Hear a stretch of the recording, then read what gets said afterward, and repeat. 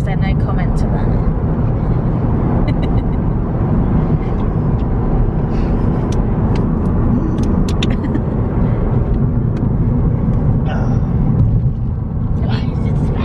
Have you got the tickets on your phone?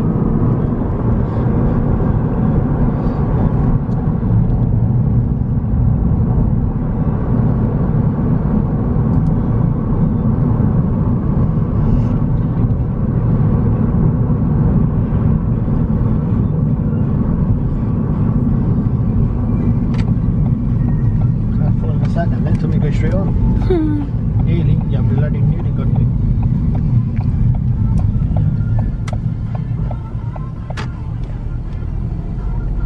Gabby, hi Gabby.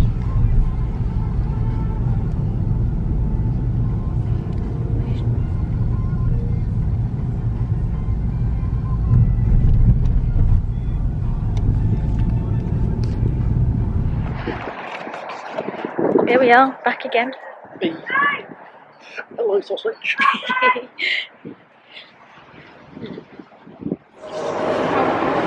We've never done one of them. We've never done one of them.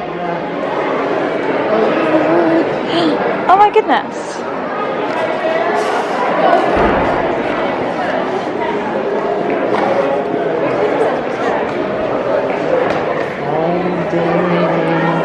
We are in trouble. Oh. Ski. And do the what? Key. Oh. Seriously. Hello everyone, and welcome to Warner Bros. Studio Tour London Making of Harry Potter. My name is Fraser, it's my pleasure to welcome you all here today, especially during our Magical Mischief special feature. Now this might seem like a very silly question, considering where we are, but please do humour me with a nice loud cheer when I ask, do we have any Harry Potter fans here today? Well, as I can see, I'm joined by many Potter fans, which means you all know exactly where I'm standing right now, and that is of course in the entrance hall to the castle, which means there is something very special behind these doors. So if you'd like to come on up and join me, I'm going to greet you with the very words that Harry heard when he first arrived at the castle. Welcome to Hogwarts.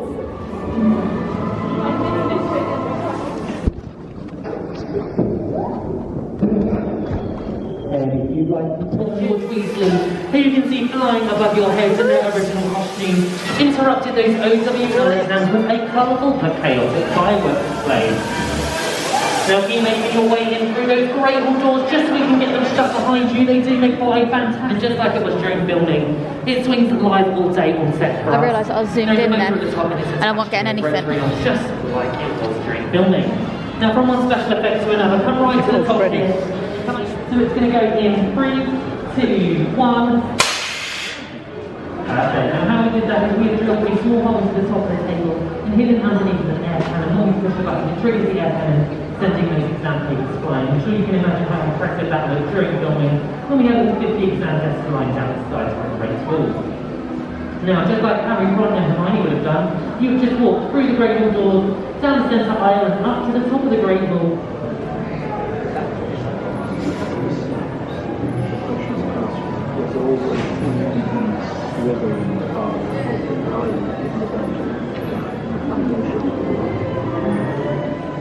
Was the Cornish Pixies?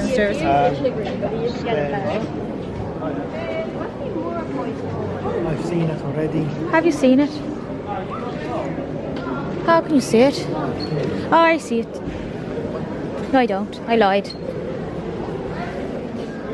Is that still Christmas decoration?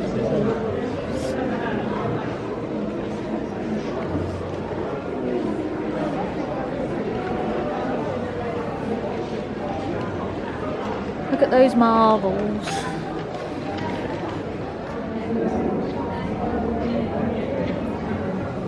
How small they was. Diddly widdly. They're still taller than me with heels on, so don't go there.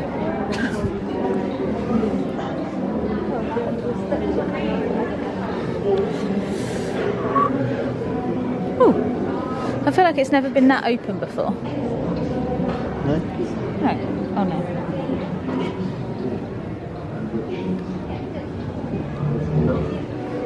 There is the Cornish Pixie.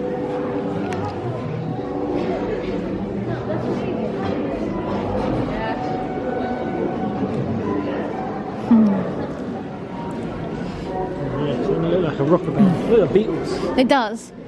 I like the jumpers. I wish they sold those jumpers. Yeah. And I wonder what made it change from having a suit underneath. It's your baby, Hufflepuff.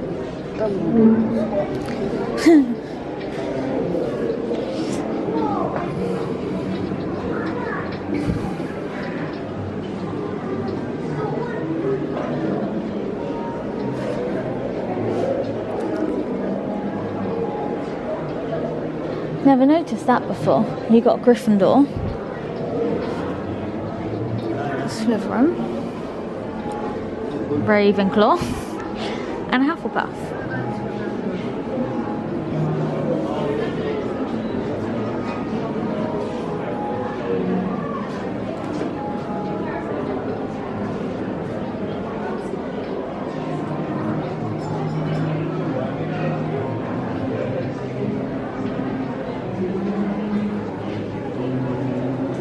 Scared me.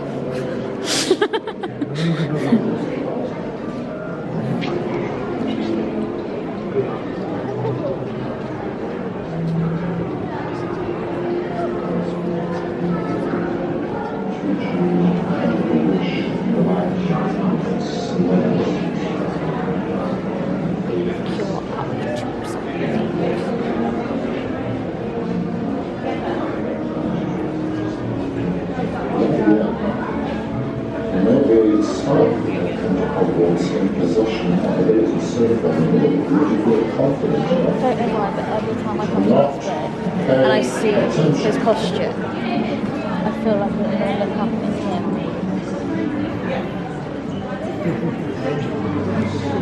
Do you not? Well, it looks more like that than all the others.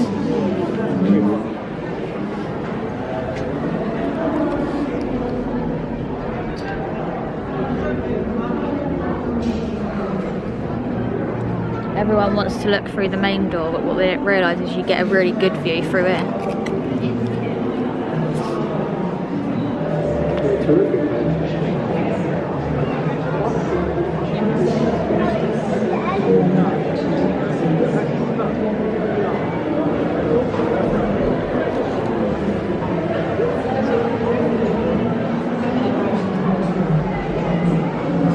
Yeah, it's been all the time, man. This might be new.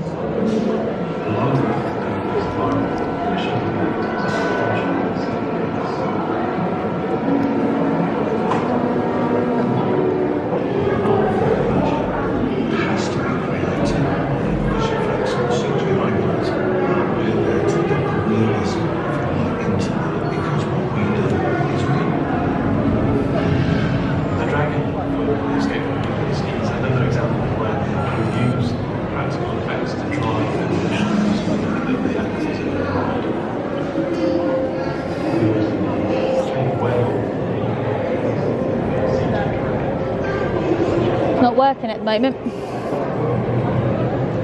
So it never sits like that, does it?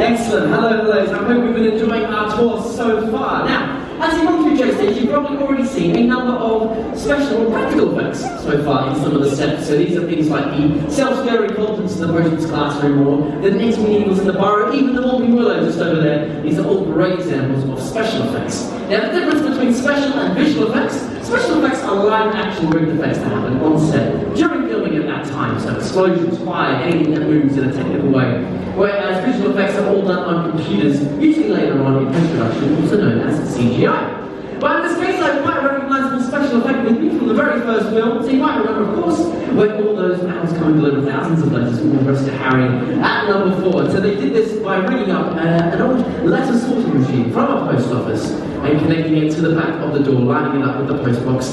And they would check the director, make sure everything was good, lights were on, cameras were rolling, everyone was happy, and hopefully they were able to get that take done in one shot. So we'll see how we can do this for you now. So if you want to get your cameras at the ready, we'll see how we go. In 3, 2, 1. And just like so, it is very quick. They were planning to do it as a CGI effect to begin with, but they managed to convince Chris Columbus to make it a practical effect to help create that real practical magic that we know and love on screen. It does create a little bit of a mess, as you can see. I've only used about 50 to 60 letters, whereas they used 10,000 in that very first film. So combined with an air cannon to circulate them around the room to create a little bit of a vortex, so the actors could actually grab onto something. It was a little bit more of a mess, and it takes maybe up to about half an hour or so to reset if the director wanted a new take. Now half an hour might sound like a lot, but sometimes it can take up to 3 to 4 weeks to reset the special effect, especially when explosions are involved. And they did love to blow things up in Harry Potter films. But this is a great example of a special effect. If you want to see a visual effect in action, you're more than welcome to head over into the corner where Beth is waiting, and she's going to show you a little something to do with the invisibility cloak. So feel free to head on over and enjoy the rest of your day. Yeah. What this is. The invisibility cloak. Thank you very much, sir. Yes, so this is the invisibility cloak. Now you may remember that Harry gets this for Christmas in the very first film from Professor Dumbledore. And on one side it is a lovely velvet fabric with some Celtic symbols and ancient runes on there. And you may think, how does this turn someone invisible? Well, on the back there is a bright green fabric. Now the reason they've used green is firstly it matches the green screen that we film in front of, but secondly green is actually the colour that is furthest away from any colour in our skin, and therefore the person themselves doesn't become invisible, just the object that is that colour. The visual effects team then, after they filmed with the green screen and the green blanket, will select the specific colour of green that they've used on the cloak. They then remove anything that is that colour from the scene and replace it with an alternative background.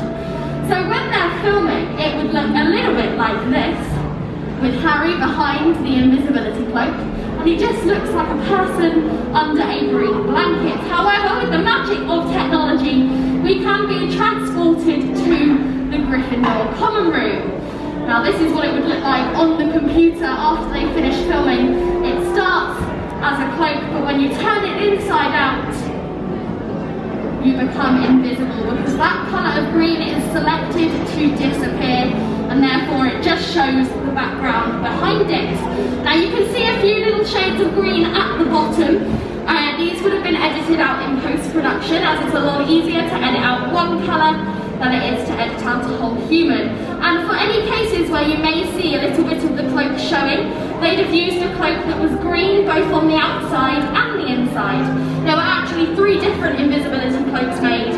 One reversible, one that's green on both sides, and one that is the velvet fabric on both sides, so that when they're carrying it, you're not going to see any green. Now not only did they use this technology for the invisibility cloak, but they also used it for the moving portraits. You may have seen a little earlier on, there is a frame with green paint on the inside and red tracking dots, so they'd have used that. And also the Daily Prophet newspaper.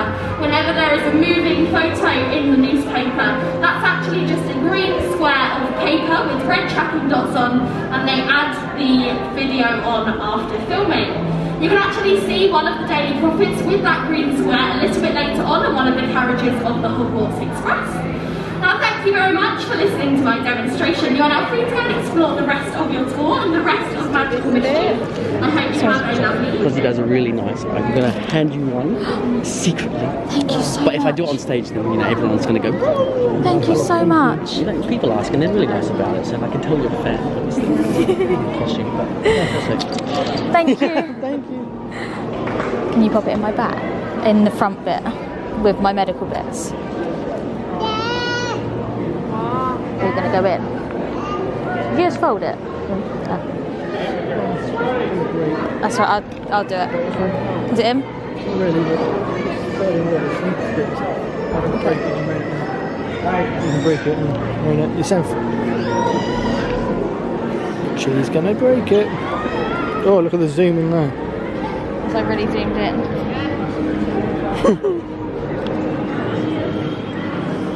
Oh, bless him.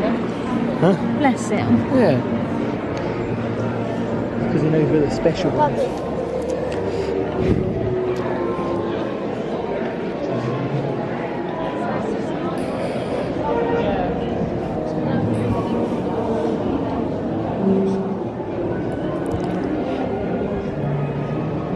Special effects in some of the sets so far. So these are things like the self-stirring fountains in the potions classroom, or the knitting needles in the Weasley burrow, even the whopping willow just over there. These are all great examples of special effects. Now the difference between special and visual effects, spotlight and anything that moves in a technical way like you've seen in sets. Whereas a visual effect is something that is done on computers, usually in thousands of letters, all addressed to Harry at number 4 Privet Drive. And so the way they did this, they rigged up what's called an old letter sorting machine from a post office. They've taken it, adapted, and fitted it to it sits nicely behind the letterbox. And so you might remember when they're coming out, the letters shooting out of the fireplace and the letterbox, they used the machine just like this, with a whole bunch of letters stashed away in them for that scene. So basically they checked with the director to make sure everything was good, lights were on, cameras were ready, everyone was happy, and hopefully they were able to get that effect done in one take. So I'm going to see if we can do that for you now. So if you want, you're more than welcome to get your cameras at the ready. It is a very quick effect, so we'll see how we go. In 3, 2, 1.